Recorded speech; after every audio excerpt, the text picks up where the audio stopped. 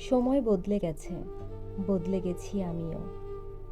কত কিছু হারিয়ে এক ক্লান্ত পথিক হলাম। কত অপেক্ষার ফলাফল শূন্য পেলাম। কত বিশ্বাসে যাতনা অনুভব করলাম। কত বন্ধুদের বদলে যেতে দেখলাম। আরও দেখলাম প্রিয়জনের অপ্রিয় রূপ।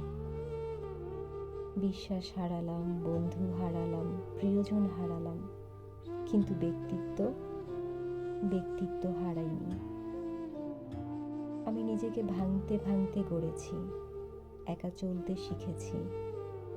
সব কিছু হারিয়ে নিজেকে চিনেছি, আপনজন চিনেছি। আমি নিজের ব্যক্তিত্ব গড়তে পেরেছি। আদৌ কি আমি সব কিছু হারিয়েছি, নাকি সব কিছুর বিনিময়ে নিজেকে ভালোবাসতে পেরেছি?